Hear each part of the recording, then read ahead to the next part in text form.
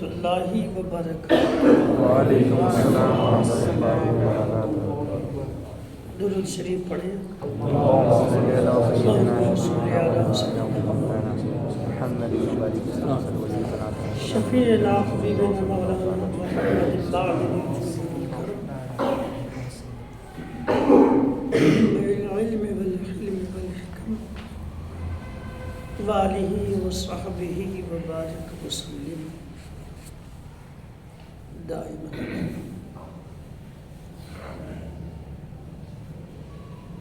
جو سنتیں ادا کر چکے ہیں، نماز پڑھ چکے ہیں، قریب آ جائیں۔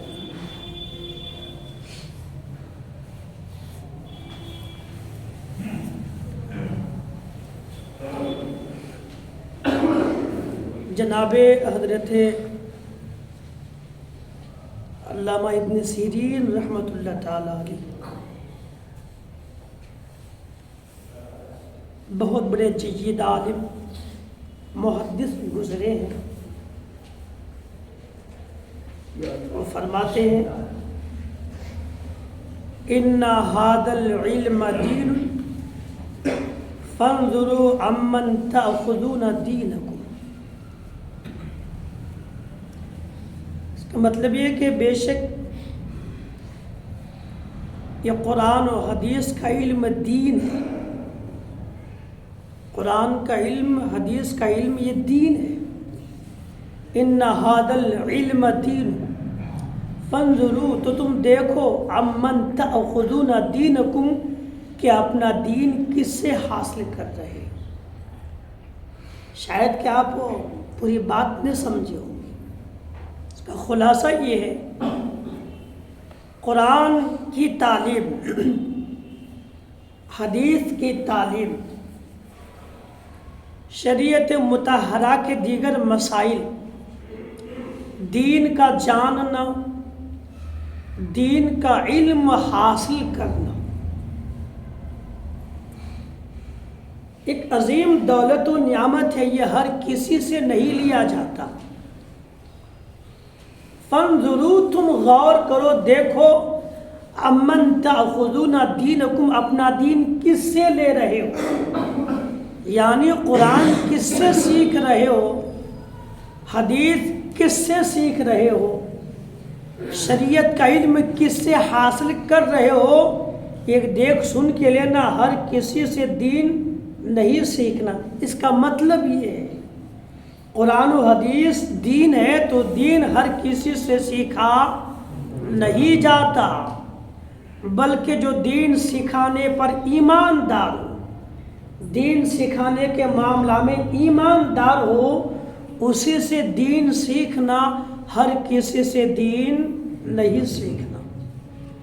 آج کے دور میں آپ کو دین کے نام پر بلانے والے بہت لوگ ملیں گے، اور ہمارے مسلمانوں میں کچھ لوگ ایسے بھی ہیں جو یہ کہتے ہیں کہ قرآن ہی تو پڑھنا ہے، کسی سے بھی پڑھ لو۔ لوگ کہتے ہیں کسی سے بھی پڑھ لو، قرآن ہی تو پڑھنا ہے، قرآن ہی تو سیکھنا ہے، کسی سے بھی سیکھ لو۔ یہ بد مذہب ہے نا، یہ سب کی کوئی ضرورت نہیں ہے۔ یہ سنی ہے، یہ جماعتی ہے، یہ بد مذہب ہے، یہ خارجی ہے، یہ رافضی، یہ سب کچھ نہیں دیکھنا۔ وہ بھی قرآن سکھاتے ہیں، یہ بھی قرآن سکھاتے ہیں، کسی سے بھی سیکھ لو۔ کون کہہ رہے ہیں؟ جن کو دین کا الف با بھی نہیں معلوم، وہ یہ کہتے ہیں کہ کسی سے بھی سیکھ لو، مگر وقت کے جید متبحر، وقت کا جلیل القدر عالم فرماتے کہ نہ، یہ دین ہر کسی سے نہیں لیا جاتا، بلکہ دین سکھانے والا ایماندار ہو، عاشق رسول ہو، غلام مصطفیٰ ہو، صحابہ کا چاہنے والا ہو، علم دین پہنچانے میں بڑا ایماندار ہو، انہی سے دین کا علم سے، انہی سے علم دین سیکھنا، ہر کسی سے نہیں سیکھنا۔ اس میں نقصان کیا ہے؟ تو باتیں بہت ساری ہوگی، مگر ایک ایگزامپل کے لیے خالی ایک بات میں آپ کو بتا دوں۔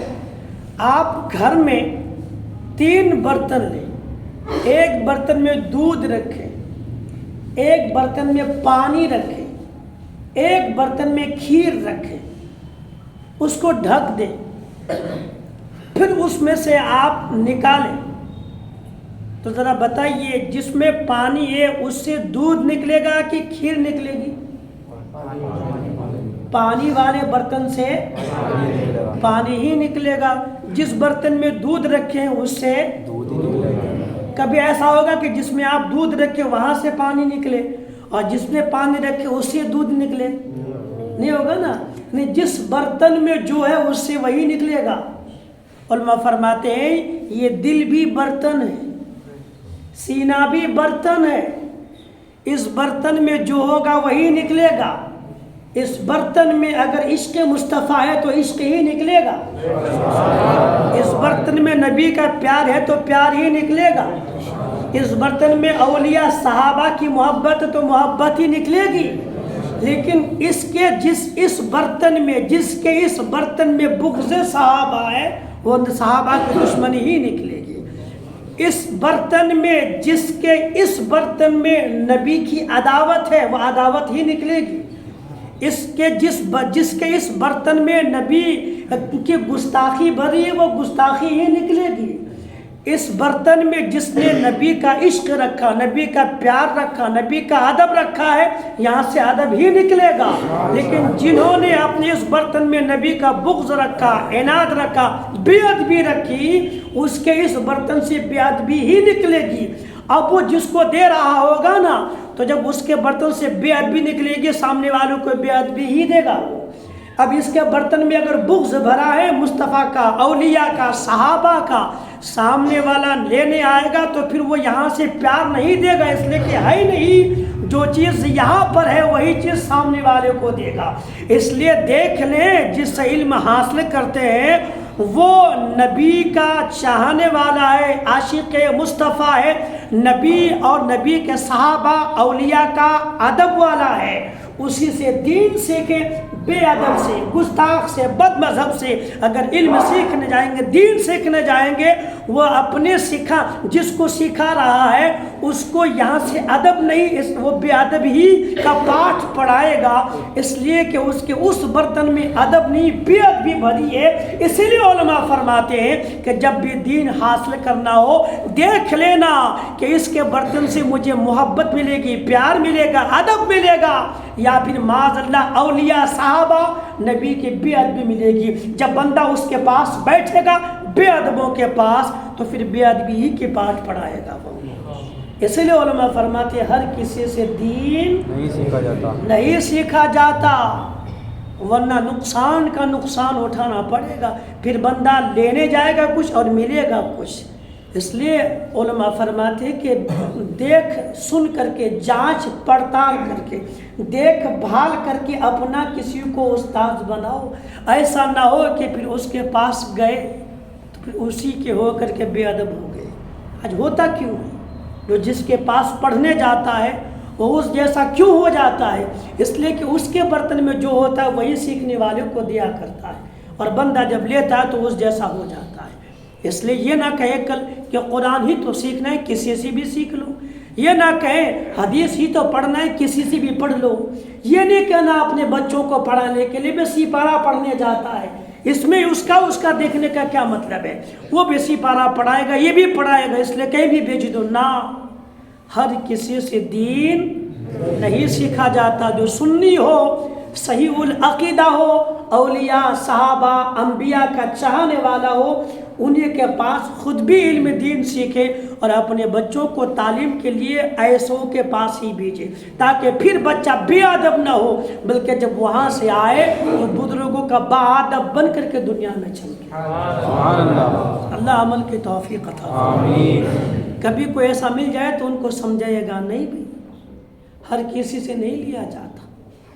اب یہاں میں اس مثال دینا چاہتا ہوں، بہت ساری بات ہوگی پھر بات لمبی ہو جائے گی، بس اتنی باتیں آپ سمجھ گئے، الحمدللہ سمجھدار ہیں، پڑھے لکھے ہیں، تو دنیا میں عمل کے میدان میں قدم رکھیے، اور جس سے دین سیکھیں، جس سے علم سیکھیں، ان کا ادب بھی کریں، ان کی عزت بھی کریں۔ جناب جابر رضی اللہ تعالیٰ عنہ کی روایت فرماتے ہیں، روایت یہ کہ اکریم العلماء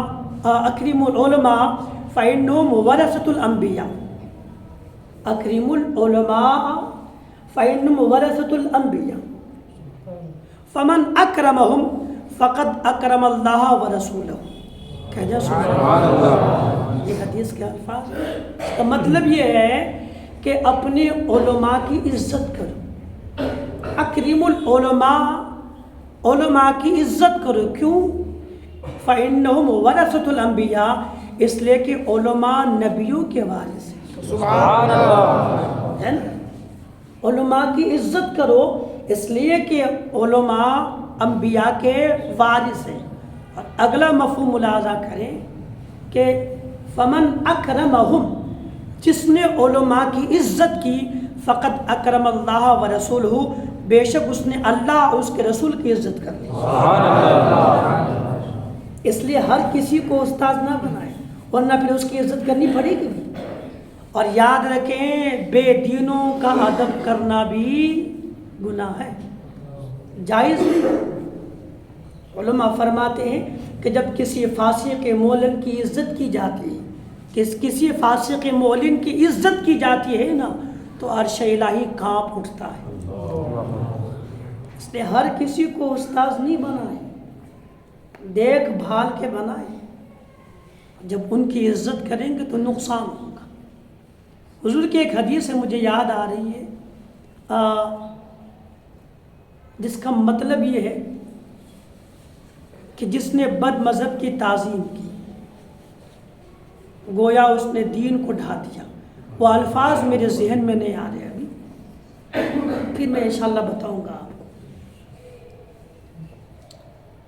اس لیے دیکھ بھال کے کریں. اور جب کسی کو استاذ بنا لیں، کوئی بھی سنی عالم ہو، عالم دین ہو، عالم باعمل ہو، تو ہم پر لازم ہے کہ اپنے علماء کی عزت کریں. علماء کی عزت کو حدیث میں اللہ رسول کی عزت قرار دیا. اب اسی سے اندازہ لگائیں علماء کرام کا مقام کتنا بلند و بالا ہے. ایک روایت میں پیش کر دو، آپ کو پتہ چلے گا. جناب خلیفہ ہارون رشید علیہ الرحمہ، نام سنے ہیں، جس کو بادشاہ بھی کہتے ہیں، بادشاہ ہارون رشید. مشہور خلیفہ ہارون رشید رحمۃ اللہ تعالیٰ علیہ کا بیٹا تھا مامون رشید. ان کی تعلیم کے لیے انہوں نے اپنے وقت کے بہت بڑے عالم امام کسائی رحمۃ اللہ تعالیٰ علیہ سے کہا کہ آپ میرے بچے مامون رشید کو پڑھا دیں. بہت بڑے عالم تھے، ان کی کتابیں امام کسائی رحمۃ اللہ علیہ کی. تو خلیفہ، وقت کا عظیم خلیفہ نے کہا کہ میرا بیٹا ہے مامون رشید، ان کو پڑھا دیں. اپنے وقت کے بہت بڑے عالم تھے. انہوں نے کہا پڑھا دوں گا، لیکن آپ کے گھر جا کے نہیں پڑھاؤں گا، آپ ان کو میرے گھر بھیجے، میں ان کو پڑھا دوں گا. کہا ٹھیک ہے، میرا بیٹا آپ کے گھر ہی جائے گا دین سیکھنے کے لیے، لیکن ایک کام کریں، میرا بیٹا آئے گا تو ان کا سبق پہلے لے لیا کریں، ان کو پہلے سبق دے دیں، دوسروں کو بعد میں دیں. اس لیے کہ وقت کے خلیفہ تھے نا، وہ اس وقت نظام چلاتے تھے دین کی.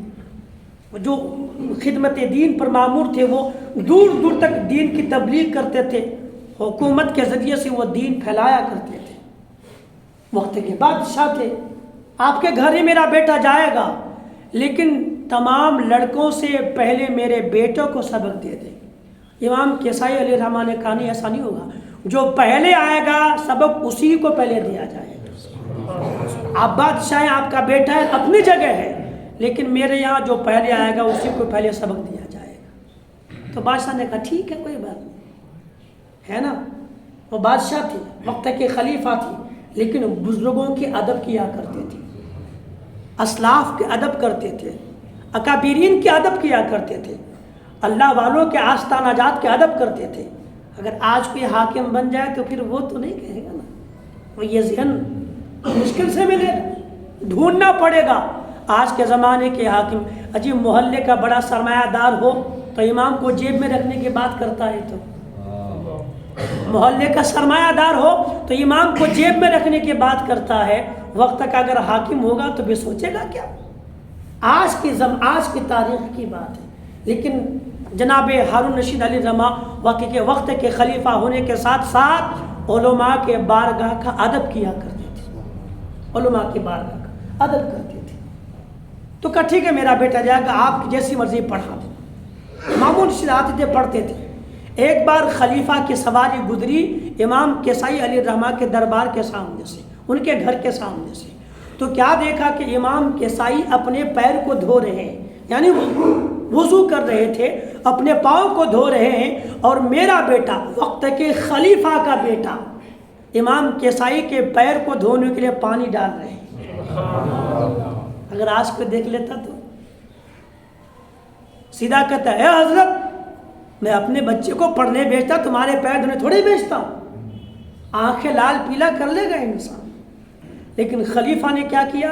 دیکھیں ذرا، دیکھا خلیفہ نے کہ میرا بیٹا پانی ڈال رہا ہے اور وقت کا امام کسائی علیہ الرحمہ اپنے پیروں کو دھو رہے ہیں۔ خلیفہ سواری سے اترے اور کہا، او بے ادب، یہ کیا کر رہا ہے؟ اللہ نے 2 ہاتھ دیا ہے، ایک ہاتھ سے پانی ڈال اور دوسرے ہاتھ سے اپنے استاذ کے پیروں کو دھویا کر۔ یہ ادب دیا انہوں نے زمانے کے لوگوں، یہ پیغام دیا کہ علماء کا ادب کیا ہوتا ہے، علماء کی عزت کیا ہوتی ہے۔ آج تو جس کے من میں جو آتا ہے عالم دین کی خلاف بکواس بازیاں کر جاتے ہیں۔ بہت ایسے مولوی آئے، دیکھ لیے پھر کوئی دوسرا آ جائے گا، لوگ یہ تک بول دیا کرتے ہیں۔ جی آپ عزت نہیں کرو گے اپنے رہنما کی تو کون کرے گا؟ مسلمان ہی اپنے امام اور علماء کا ادب نہیں کریں گے تو پھر کرے گا کون؟ اس لیے ایسے ہر کسی کو استاذ نہیں بنایا جاتا، دیکھ بھال کر کے، جانچ پڑتال کر کے پھر اس کے بعد جائیں پڑھنے کے لیے کہ عزت کے لائق ہے بھی کہ نہیں۔ یہ ہمارے بزرگوں نے بھی ہمیں سبق دیا ہے کہ اپنے استاذ علماء کا ادب کس طرح کرنا چاہیے۔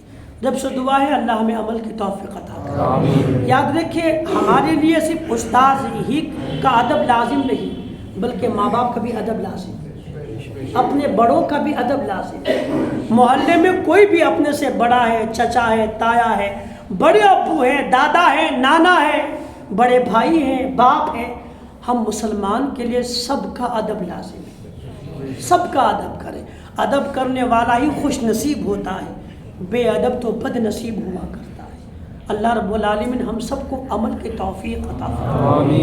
اب آئیے مسئلہ سماعت کر لیں، وہ باتیں جن سے نماز مکروہ ہوتی ہے، نماز مکروہ تحریمی، اس میں سے آج کی پہلی بات، نماز کی حالت میں علماء بیان فرماتے ہیں آسمان کی طرف دیکھنا، نظر اٹھا کر ہی صحیح۔ حالت نماز میں آسمان کو دیکھنے سے نماز مکروہ تحریمی ہوتی، ادھر ادھر بھی نہ دیکھیں، چہرہ پھیر کر دیکھنے سے بھی نماز مکروہ تحریمی ہوتی۔ دوسرا مسئلہ، حالت نماز میں نیت باندھنے کے بعد، اس کو ذرا غور سے سنیے گا، نیت باندھنے کے بعد بلا ضرورت کے، بغیر مجبوری کے جماعی لینا، جماعی سمجھتے ہیں کیا بولتے ہیں آپ نے اس کو؟ بگاسا بولتے ہیں، ہاں گجرات میں بھی بگاسا ہی بولتے ہیں، اردو میں جماعی کہتے ہیں۔ جو آدمی سستی آتی ہے تو منہ کھولتا ہے، تو علماء بیان فرماتے ہیں کہ نماز کے حالت میں مجبوری نہیں ہے، مگر پھر بھی یوں ہی جماعی لے لیا۔ اگر مجبوری نہیں ہے اور بندہ یوں ہی جان بوجھ کے جماعی لے، نماز مکروہ ہو جائے، وہ بھی مکروہ تحریمی واجب الیاد آئے۔ لیکن اگر خود بخود آئے تو علماء فرماتے اس کو روکے۔ روکنے کا طریقہ کیا ہے کہ اپنے دانتوں سے ہونٹ کو دبائے۔ اگر یہ نہیں ہو پا رہا ہے تو اگر قیام کی حالت میں، کھڑے ہونے کی حالت میں ہے تو سیدھا ہاتھ اٹھا کر کے اس کی ہتھیلی منہ پر رکھے، پشت۔ جماعی اگر آ رہی ہے، بگاسا آ رہا ہے، جماعی آ رہی ہے اور قیام کی حالت میں ہے، کھڑے ہونے کی حالت میں ہے، تو پہلی بات تو روکے، دانتوں سے ہونٹ کو دبا کر کے۔ ویسا نہ ہو سکے تو پھر اپنا داہنا ہاتھ ہی اٹھا کر کے دائنے ہاتھ کے پشت منہ پر رکھے تاکہ منہ بند رکھے۔ اور یہ قیام کی حالت نہ ہو، قاعدہ ہو یا کوئی دوسری حالت میں اگر جماعی آئے تو بایاں ہاتھ سے، یا اس کے علاوہ نماز کے باہر بھی اگر کبھی جماعی آتی تو آتی ہے لوگوں کو، تو اس کو کیا کریں، اپنے بائیں ہاتھ کی پشت منہ پر رکھیں، صرف حالت قیام میں دائنا ہاتھ اٹھا کر کے اس کی پشت منہ پر رکھیں، باقی اور دیگر حالت میں بایاں ہاتھ الٹا ہاتھ اٹھا کر کے اس کی پشت منہ پر رکھیں۔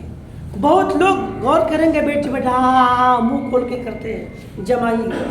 حدیث شریف میں آتا ہے کہ اگر بندہ منہ بند نہیں کرتا ہے تو دو باتیں آئی ہیں۔ ایک بات ہے کہ شیطان اس کے منہ میں گھس جاتا ہے، اور دوسری بات یہ بھی ہے کہ شیطان اس کو دیکھ کر کے ہنستا ہے، ٹھٹھا مارتا ہے، یعنی یہ اچھی بات نہیں ہے۔ حدیث شریف کا مفہوم ہے کہ جمائی شیطان کی طرف سے، اس لیے جب بھی جمائی آئے تو اپنے ہاتھ کو منہ پر رکھ کر کے منہ کو بند کریں تاکہ شیطان نہ گھسے۔ پہلا طریقہ تو کہ اپنے دانتوں سے ہونٹ کو دبائیں، اس کو روکے، یا پھر ہونٹ کو دبا کر کے بند کریں۔ حالت نماز میں جان بوجھ کر کے جمائی لے گا بندہ، نماز مکروہ تحریمی واجب الادا ہوگی۔ دوسرا مسئلہ، حالت نماز میں کھکھارنا، ایسا کرتے ہیں نا آپ، تو یہ تو معمولی ہر نماز میں آئیں گے تو ایک نہ ایک سننے کو ملتی ہی آپ کو۔ اگر یہ پریشانی ہے، طبیعت نے مجبور کیا ہے، گلے میں خراش ہے، سردی وغیرہ ہے، تو الگ بات ہے کہ اگر پریشانی ہے، طبیعت نے مجبور کیا اور کھکھانا پڑا، تب تو شریعت کی طرف سے معاف ہے، کچھ نہیں ہے۔ لیکن اگر یہ بھی کچھ بھی نہیں، مگر یوں ہی ایسے ہیں کچھ لوگ ہوں گے ایسے ہی کہ جو کرتے ہیں، کچھ بھی نہیں، ضرورت نہیں ہے، مگر پھر بھی وہ کھکارتا ہے، تو اگر بغیر مجبوری کے آدمی کھکارتا ہے تو نماز مکروہ تحریمی واجب الادا۔ کام چھوٹا ہے نا، لیکن نقصان کتنا بڑا ہے۔ ایسے بہت لوگ ہوں گے کہ جنہیں کوئی مطلب نہیں کہ نیت ماننے کے بعد بھی بندہ دھیان رکھے۔ حضور صلی اللہ علیہ وسلم کے فرمان حدیث کا مفہوم یہ ہے کہ جب تم نماز پڑھو تو حالت یہ ہو کہ تم خدا کو دیکھ رہے ہو۔ جب نیت باندھ لیے تو تمہارا ذہن اتنا قوی ہو، سوچ اتنی قوی ہو، اس طرح نماز پڑھو کہ تم خدا کو دیکھ رہے ہو۔ تو صحابہ نے عرض کیا تھا، یا رسول اللہ علیہ السلام، یہ ہم کہاں ہو پائے گا کہ ہم خدا کو دیکھ سکیں، ہے نا؟ تو اللہ کے محبوب نے کہا تھا کہ ٹھیک، اگر یہ نہیں تو اتنا تو ہوگا کہ جب نماز پڑھ دو یہ سوچو خدا مجھ کو دیکھ رہا ہے۔ یہ تو سب کو ہوگا، تو جب نیت باندھ لینا پھر یہ سوچے مجھ کو خدا دیکھتا ہے۔ اب بندہ جمائی لے گا تو یہ خدا مجھ کو دیکھتا ہے، کھکارے گا خدا مجھ کو دیکھ رہا ہے، رکوع صحیح نہیں ہو رہا ہے خدا مجھ کو دیکھ رہا ہے، سجدہ صحیح نہیں ہو رہا ہے خدا مجھ کو دیکھ رہا ہے۔ یعنی بندہ پل پل محسوس کرے گا کہ خدا مجھ کو دیکھ رہا ہے، خدا مجھ کو دیکھ رہا ہے، یہ ڈر ہوگا کہ رب مجھ کو دیکھ رہا ہے نا، تو پھر بندہ تمام ارکان کو صحیح سے ادا کرے گا۔ رکوع صحیح نہیں کرے گا، یہ ڈر ہے کہ خدا مجھ کو دیکھتا ہے، ثواب تو خدا دے گا، اجر تو خدا دے گا، کوئی دیکھے نہ دیکھے خدا دیکھ رہا، رکوع صحیح کروں گا۔ سجدے میں جائے گا، کوئی دیکھے نہ دیکھے خدا دیکھتا، سجدہ صحیح کروں گا۔ قومہ ہے، جلسہ ہے، نماز کے ہر رکن میں بندہ سوچے گا خدا مجھ کو دیکھ رہا ہے، تو پھر بندے کی نماز بالکل ٹھیک ہو جائے گی۔ علماء بیان فرماتے ذرا باہر نکلے یہاں سے، ایک بندہ 5 وقت مسجد میں نماز پڑھنے آتا ہے، اللہ کے محبوب نے ایک ذہن دیا، نماز پڑھنے جاؤ تو یہ سوچو خدا مجھ کو دیکھ رہا ہے۔ جب بندہ نماز پڑھنے آئے گا خدا مجھ کو دیکھ رہا ہے ذہن میں رہے گا۔ اب فجر میں آیا، ظہر میں آیا، عصر میں آیا، مغرب میں آیا، عشاء میں آیا، بندہ سوچتا ہے خدا مجھ کو، عادت بن جائے گی، عادت بنے گی خدا مجھ کو، عادت بن گئی نا خدا مجھ کو، عادت بن گئی۔ اب مسجد کے باہر جائیں گے، غلط کام کریں گے، عادت ہوگی خدا مجھ کو دیکھ رہا ہے، عادت بن گئی مسجد میں نا۔ اب بندہ باہر جائے گا، کوئی غلط کام کرے گا، پھر بات ذہن میں آئے گی خدا مجھ کو دیکھ رہا ہے، تو غلط بات سے اپنے آپ کو بچائے گا۔ کوئی جھوٹ بولنے جائے گا، کوئی غلط کام کرنے جائے گا، کوئی گناہ کا کام کرنے جائے گا، ایک بار عادت بن جائے گی نا، تو بندہ مسجد میں ہو کہ باہر ہو ذہن میں بات آئے گی خدا مجھ کو دیکھ رہا ہے۔ کوئی بھی غلط کاری کرنے جائے گا خدا مجھ کو دیکھ رہا ہے، جب یہ بات پرفیکٹ ہو جائے گی ذہن میں اور پل پل محسوس ہوگا خدا مجھ کو دیکھتا ہے، اس نماز کی برکت سے بندہ پھر ہر طرح کے گناہوں سے اپنے آپ کو بچانے کی کوشش کرے۔ نماز اس طرح پڑھے کہ خدا مجھ کو دیکھ رہا ہے، اور جب یہ بات ذہن میں ہوگی نا تو پھر بندہ یہ سب نہیں کرے گا، یہ کبھی نہیں کرے گا۔ اور نقصان کر لیا بغیر مجبوری کے تو نماز مکروہ تحریمی واجب الادا۔ ہاں اب کل باہر نکلے آپ لوگ، امام صاحب نے لیا کر کے تو بولے وہ دیکھیے ہم کو بولتے ہیں بد کھکارنا نہیں، خود ہی 3 بار 4 بار کھکار رہے ہیں، پھر کیا ہوگا؟ بولیں گے اس لیے مسئلہ نا کہ امام کی نماز خراب تو 550,000 مقتدیوں سب کی نماز خراب ہے۔ ہاں یہ بات یاد رکھیں، نماز اگر امام تنہا اکیلا ہے، ان کی نماز خراب ہوئی کیا، ان کے پیچھے جتنے مقتدی ہیں 1000 2000 1500 3000 ساری کے ساروں کی نمازیں خراب ہو جائیں، چاہے آپ کتنی بھی خشوع خضوع سے پڑھیں، امام کی خراب تو تمام مقتدیوں کی نماز خراب۔ تو کل کوئی کہ امام صاحب خود ہی کھکارتے تھے پھر کیا ہو گیا؟ تو علماء نے بیان کیا کہ ہاں اگر شرعی مجبوری ہو، یعنی قرآن کریم کی تلاوت کرنی ہو، نماز میں امام صاحب قرآن پڑھ رہے ہیں، اللہ اکبر کہہ رہے ہیں، اور اس وقت آواز صاف نہیں آ رہی تاکہ مقتدی کے تک آواز پہنچے، آواز صاف کرنے کے لیے وہ کھکار لے، ان کے لیے اجازت ہے۔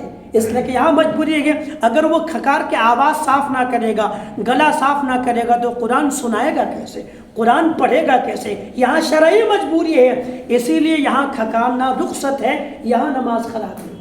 ہاں آپ کی بھی طبیعت خراب ہے، بہت کھانسی، گلا وغیرہ جام ہے، سردی وغیرہ ہے، اور پریشان طبیعت کر دی کہ کھکارنا ہی پڑے گا، تو شریعت آپ کو بھی معاف کرتی ہے، پھر یہاں نماز مکروہ نہیں ہوگی۔ مکروہ تب ہوگی ضرورت ہی نہیں ہے مگر پھر بھی آہ اوہ ای کرتا ہے تو نماز مکروہ تحریم ہو جائے گی۔ تیسرا مسئلہ آج کا آخری مسئلہ کہ تصویر والا کپڑا پہن کر، یہ تصویر جاندار کی، چوٹی، مچھر مکھی، گھوڑا، ہاتھی، بیل گدھا، انسان جس میں جان ہے، اس کی تصویر جس کپڑے میں ہو، اس کپڑے کو پہن کر نماز پڑھنے سے نماز مکروہ تحریمی واجب الاعادہ ہے۔ اب بولیں گے کون پہنتا ہے؟ تو الحمدللہ کوئی تو یہاں پہ نہیں، لیکن ٹی شرٹ وغیرہ میں چھپی ہوتی ہے تصویریں، ایسی ٹی شرٹ پہن کر کے، کپڑے پہن کے نماز پڑھیں گے، نماز مکروہ تحریمی ہوگی۔ ہاں علماء نے بیان فرمایا ہے کہ تصویر والا کپڑا پہن لیا، اس پر الگ سے پھر دوسرا کپڑا پہن لیا، اندر ٹی شرٹ ہے، اوپر شرٹ پہن لیا، تصویر بند ہو گئی، اب نماز خراب نہیں ہوگی، نماز ہو جائے گی، ہے نا۔ لیکن دوسرا مسئلہ، جس محل میں، جس مکان میں، جس کمرے میں، جس جگہ پہ آپ نماز پڑھتے ہیں، اس کمرے میں تصویر جاندار کی ہو، پہاڑوں کی نہیں، مسجدوں کی نہیں، مزارات کی نہیں، گنبدوں کی نہیں، جاندار یعنی انسان ہے، ہاتھی، گھوڑا، بیل گدھا، کتا، یہ سب چوٹی وغیرہ ان کی تصویر ہے، تو جس کمرے میں نماز پڑھتے ہیں اگر تصویر جاندار کی آگے لگی ہو، دائیں بائیں پیچھے لٹکی ہوئی ہو، کہیں آگے پڑی ہوئی ہو، ہے نا، اگر جس کمرے میں، جس مکان میں، جس گھر میں، آپ گھر میں جا کے اپنی ماں اور بہنوں کو بتائیں، جس کمرے میں کسی بھی جاندار کی، کسی کی بھی تصویر ہو، جیسے ہمارے مسلم بھائیوں کے دکانوں میں کبھی کبھی مکان میں میں نے دیکھا کہ سرکار غوث اعظم کی فرضی تصویر بنایا ہے، وہ مزار کے پاس نا، آپ بھی دیکھے ہوں گے، فرضی یعنی بنا لیا، پینٹنگ کیا ہوا ہے، حالانکہ اس نے غوث اعظم کو دیکھا ہی نہیں، مگر پھر بھی تصویریں بک رہی ہیں مارکیٹ میں، غوث پاک کی تصویر ہے، یہ غریب نواز کی تصویر ہے، یہ صابرہ پاک کی تصویر ہے، اور وہ گنبد بنا کے وہاں بٹھا دے، یہ معاذ اللہ رب العالمین۔ جنہوں نے ایسا کیا نا، قیامت میں پتہ چلے گا کہ کتنی سزا ہوتی، کتنی مار پڑے گی وہاں پہ، نقصان کیا ہوگا۔ تو اس قسم کے، چاہے غوث اعظم کی فرضی تصویریں کیوں نہ ہو، غریب نواز کی اگر بنائی ہوئی تصویریں کیوں نہ ہو، اگر کمرے میں رکھی ہوئی ہے، وہاں پر بندہ نماز پڑھے گا، نماز مکروہ تحریمی واجب الاعادہ ہے نا۔ اب بہت لوگ تو ہے دروازے میں لگا دیتے ہیں، کہیں بھی لگا دیتے ہیں تصویریں، وہ سمجھتے کچھ نہیں ہوتا۔ اگر گھر میں آپ نماز پڑھتے ہیں تو پھر دھیان رہیں کہ جس کمرے میں آپ نماز پڑھتے ہیں اس کمرے میں کسی جاندار کی تصویر نہیں ہونی چاہیے۔ ویسے بھی حدیث شریف کا مفہوم یہ ہے کہ جس گھر میں کتا اور تصویر ہوتی ہے، کتا ہوتا ہے، اس گھر میں رحمت کے فرشتے نہیں آتے، اس لیے کوئی ضرورت تو ہے ہی نہیں، اس لیے اپنے آپ کو بھی بچائیں، نماز خراب ہونے سے نمازوں کو بچائیں۔ دعا کریں مولا کریم ہم سب کو سننے سے زیادہ عمل کی توفیق عطا کرے۔